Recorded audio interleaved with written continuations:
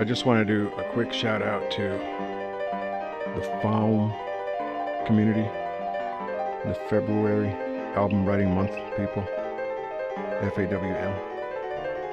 Here we are, almost in July. So why am I talking about FAWM, which happens in February? Well, right around the corner here, I think it starts on the 5th of July, and it goes for 90 days, which is early October. We're going to try to write 50 songs in 90 days. It's called 50-90. So I'll put a link to the site here in the description. I want to shout out to all people that have been in this, all the people that organize it, all the people that will be in it, and to say, you know, if you hear somebody that's really sophisticated or polished, they have like a really good, what sound to you like really good production values, don't be intimidated. Even if you're there with a mic, you know, if you're recording it into Audacity or whatever. Now, I would encourage anybody using Audacity to move up to something that's multi-tracking. Reaper can be a little daunting if you don't come from that sort of background, but what I'm going to say is, if your recordings are more simple in their production values, you know, it's just like maybe a room mic with you singing on a guitar, that's cool. Just put all your energy into it that you can. And if you want to make something more sophisticated, where you're mixing multiple parts together, this is the old fader thing, which nowadays would be more like a mouse for a lot of people, with virtual faders on a computer screen. Anyway, if you want to get to that, if you're hearing those kind of pieces and you want to get there, then I would encourage you to break out of Audacity and into something like Reaper or Reason or Ableton or Cubase, or there's some out there, I think it's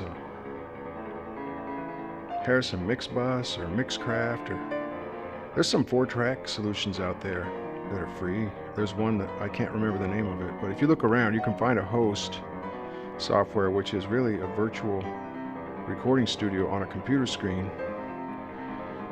And if you can afford $150, run down to a Guitar Center or go up to Amazon and order yourself an I/O device, like from Steinberg. I'll bet Behringer makes one that's even less expensive, that is fairly good.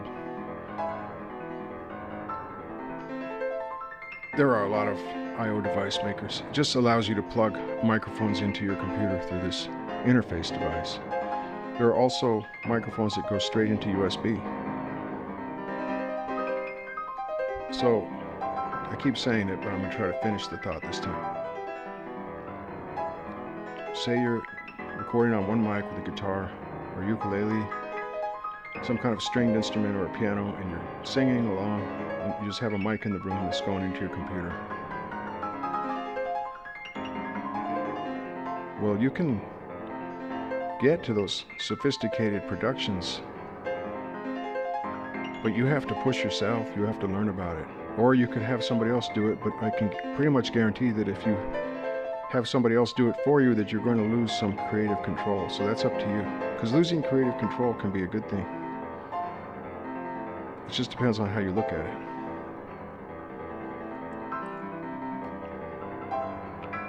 And what you want. I mean, let's put it this way. Sgt. Pepper's is a great album, as far as I'm concerned. Like one of the greatest. It's one of those, if I were on a desert island and I could only pick one record, it's one of those albums, as far as I'm concerned. Well, does anybody believe that the Beatles had complete creative control? John, Paul, George, and Ringo? No, I don't think so. Does anyone even believe that George Martin had complete creative control?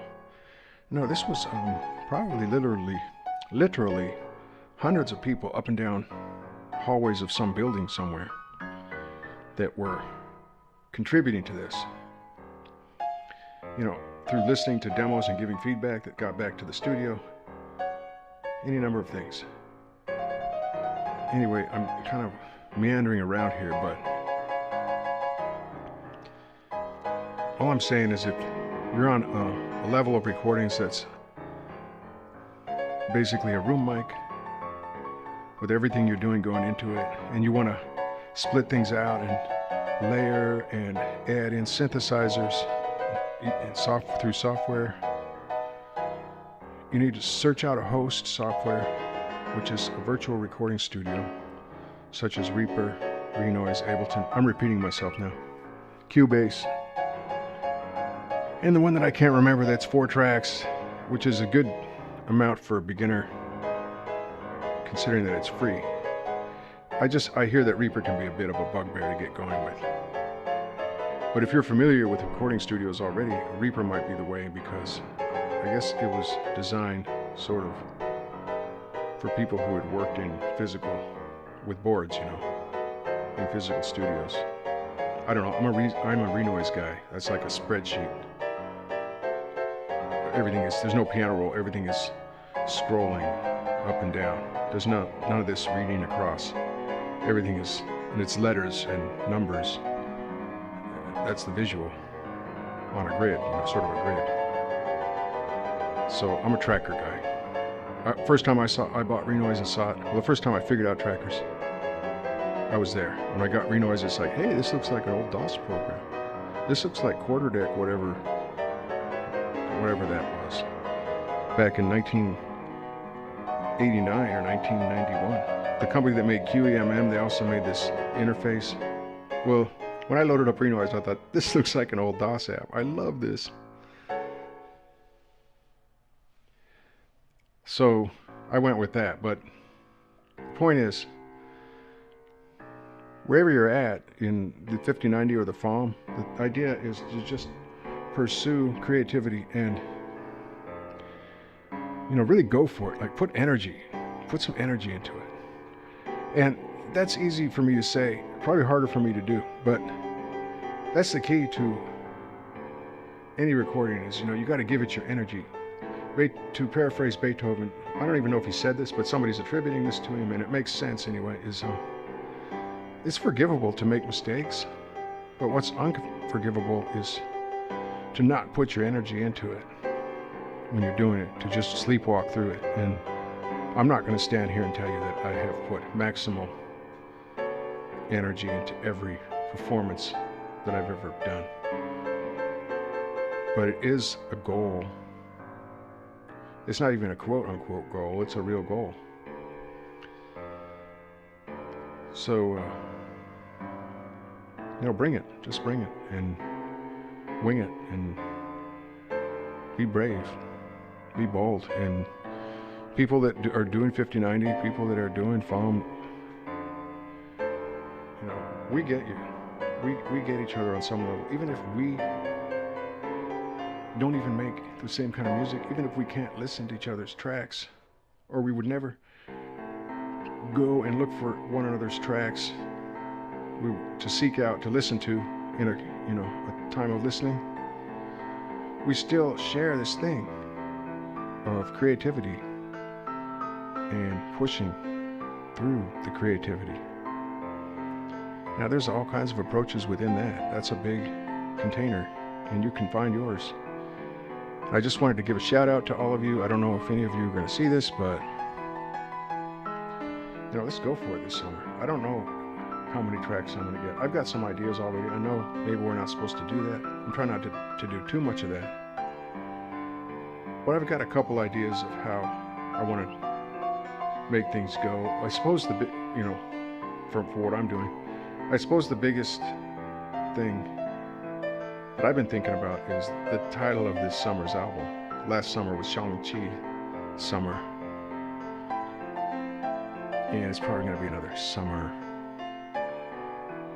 as an homage to Endless Summer compilation by the Beach Boys.